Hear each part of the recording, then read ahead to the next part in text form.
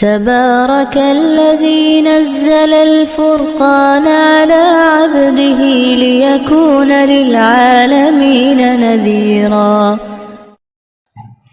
الحمد لله الذي أنزل على عبده الكتاب ولم يجعل له عوجا قيما لينذر بأسا شديدا من لدنه ويبشر المؤمنين الذين يعملون الصالحات أن لهم أجرا حسنا.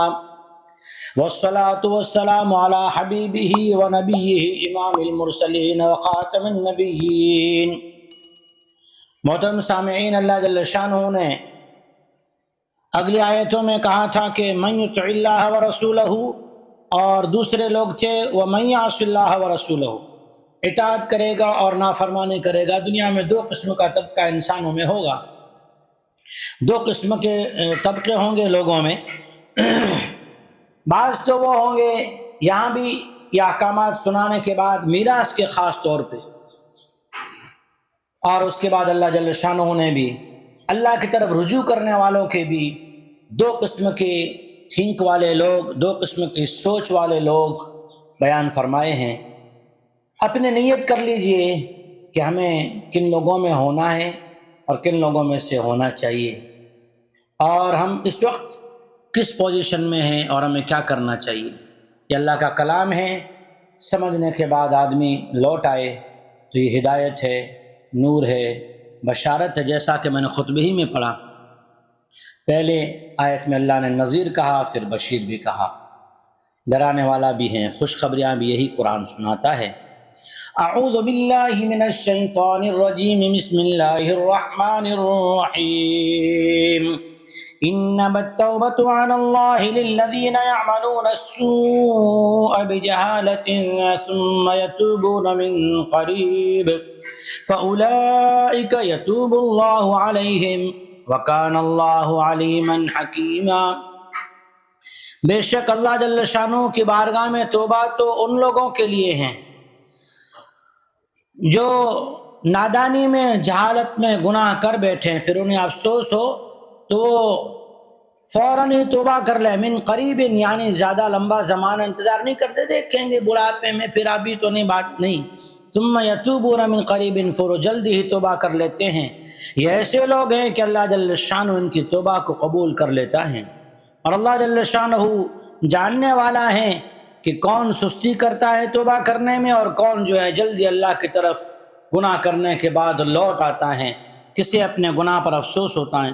حکیماً، وہ حکیم ہے، حکمت والا ہے، اس لیے فوراً پکڑ بھی نہیں کرتا کہ گناہ کیا کہ فوراً سزا دے دے، نہیں۔ یہ وہ لوگ ہیں جن کی اللہ جل شانہ توبہ قبول کرتا ہے، گناہ کرنے کے بعد افسوس کرنے والے ہوتے ہیں۔ دعا فرمائے اللہ ہمیں یہ صفت نصیب فرمائے۔ وَلَيْسَتِ التَّوْبَةُ لِلَّذِينَ يَعْمَلُونَ السَّيِّئَاتِ حَتَّى إِذَا حَضَرَ أَحَدَهُمُ الْمَوْتُ قَالَ إِنِّي تُبْتُ الْآنَ وَلَا الَّذِينَ يَمُوتُونَ وَهُمْ كُفَّارٌ أُولَئِكَ أَعْتَدْنَا لَهُمْ عَذَابًا أَلِيمًا۔ ان لوگوں کے توبہ کوئی توبہ نہیں ہے جو برائیاں کرتے ہیں، اور یہ بھی یہاں تک برائیوں میں چلے جاتے ہیں کہ ان میں سے کسی کے موت کا وقت آ جاتا ہے، اور جب موت کے سکرات کے حالات شروع ہو جاتے ہیں تو کہنے لگتا ہے اب میں توبہ کرتا ہوں، یا اسی حال میں کفر میں بڑھتے چلے جاتے ہیں یہاں تک کہ موت آنے کو ہوتی ہیں، کفر ہی کی حالت میں موت آنے کو ہوتی ہے۔ اس وقت ایمان لانے کی کوشش کرتے ہیں، اللہ کی طرف رجوع کرنے کے، توبہ کرنے کی کوشش کرتے ہیں۔ اللہ فرماتے ہیں اولئک اعتدنا لهم عذابا علیما، ہم نے ان کے لیے دل جلانے والا عذاب تیار کر رکھا ہے، کیونکہ اسی دل سے انہوں نے سوچا تھا ابھی تو کون دیکھ، ابھی تو بہت زندگی باقی ہے، ابھی تو جوانی ہے، اس کے عیش ہے، اس کے مزے ہیں، ابھی تو پیسہ ہے، اس کا نشہ ہے، ابھی تو عہدہ ہے، اس کے بھی کچھ کردار اور کچھ اس کے ہماری فرمائشیں ہیں، اور اس کے اندر کچھ ہماری سوچیں ہیں، کچھ ہماری خواہشیں ہیں۔ اس سوچتے سوچتے موت آ جاتی ہے۔